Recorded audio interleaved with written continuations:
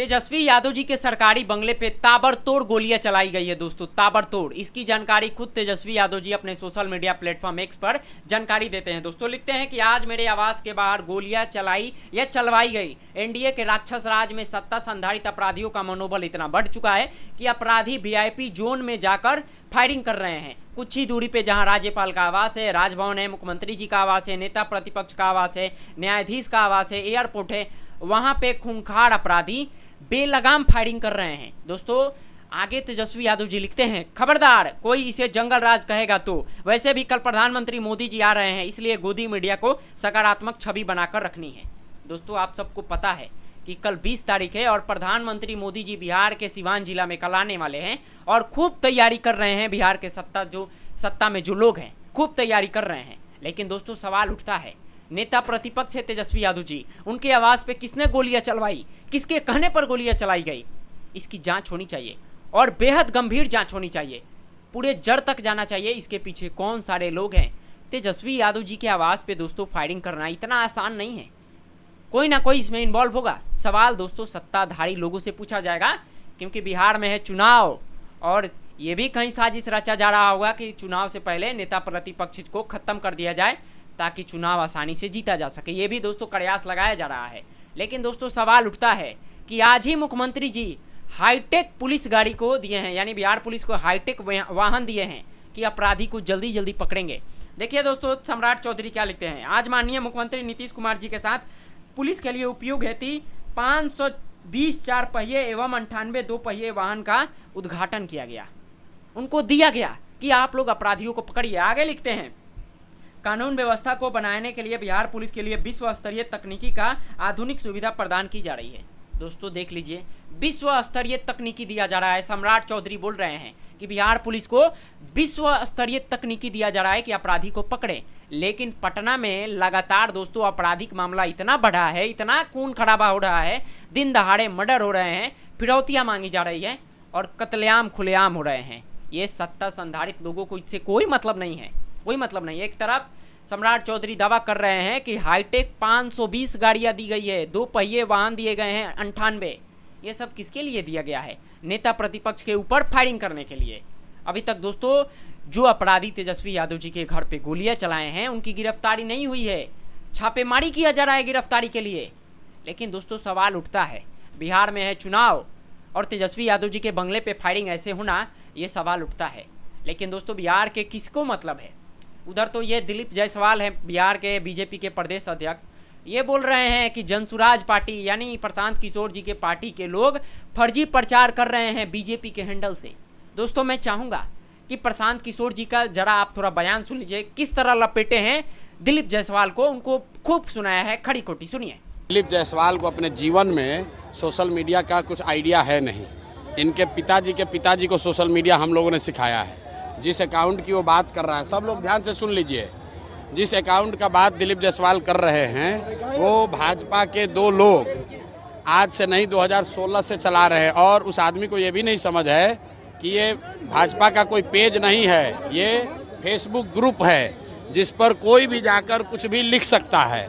2016 से ये 2 लड़के भाजपा के ये ग्रुप चला रहे हैं। उस पर आरजेडी के लोग भी पोस्ट करते हैं, उस पर जनसुराज के भी लोग पोस्ट कर रहे हैं, भाजपा के लोग भी पोस्ट कर रहे हैं।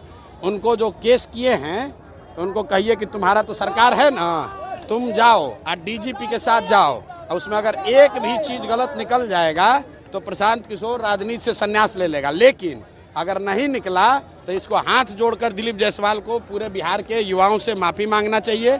इस आदमी को कोई समझ नहीं है। इस आदमी को एक ही चीज़ का समझ है कि कॉलेज कैसे कब्जा किया जाता है। दिलीप जायसवाल का हिस्ट्री आपको बता देते हैं। दिलीप जायसवाल का हिस्ट्री ज़रा सुन लीजिए। सीमांचल में माइनॉरिटी के मेडिकल कॉलेज में ये व्यक्ति कैसे उस कॉलेज को इन्होंने गलत तरीके से कब्जा किया हुआ है, उसकी जांच होनी चाहिए। और बेचारे जो सरदार जी उसके मालिक थे जिन्होंने उस कॉलेज की स्थापना की, उनकी हत्या हुई, कैसे हत्या हुई इसकी जांच होनी चाहिए। ये हमको डराने की कोशिश कर रहे हैं। भाई तुम दिल्ली, यहाँ पटना से लेकर दिल्ली तक जितना साइबर एक्सपर्ट है उसको ले आओ और ला कर दिखाओ। अगर प्रशांत किशोर ने, जनसुराज ने गलती की हुई है तो हम लोग मान लेंगे। ये इसको कुछ आइडिया है नहीं, किसी ने बता दिया कि अरे भैया ये भाजपा के ग्रुप में जनसुराज का मैसेज है। तुम भाजपा के ग्रुप में जनसुराज का आदमी नहीं लिखेगा, आप किसी के भी पेज पर जाकर कुछ भी कमेंट कर सकते हैं, उसमें क्या है? आपको लगता है सर चुनाव से पहले आपको बदनाम करने की? अरे भैया ये बदनाम क्या होगा इसमें? बदनाम हमको क्या करेगा भाई? सब लोग समझ रहा है सरकार किसकी है, भाजपा की है। तो अगर कोई फेसबुक पेज गलत चल रहा है तो तुम पकड़ लो, दिल्ली में सरकार तुम्हारी है, पटना में सुनिए ना, अरे भाई सरकार किसका है? बिहार और दिल्ली में सरकार किसका है? फेसबुक पेज पर अगर कुछ गलती है तो तुम पकड़ो, अगर है हिम्मत तो। पत्रकार वार्ता काहे कर रहे हो? और साथ में ये भी कह रहे हैं कि जिस कॉलेज को कब्जा करके बैठे हुए हो उसका भी जांच करा लो, अपनी ही सरकार से करा लो कि उस कॉलेज का मालिक कैसे बने हो। अरे मोदी जी आ रहे हैं तो आप लोग देखिए कि सब जिला से बिहार के बच्चों का, बिहार के गरीब जनता के पैसा पर, आपके हमारे पैसा से भीड़ जुटाने के लिए सब सरकारी खर्चा पर बस से ले जाकर भीड़ जुटाया जा रहा है।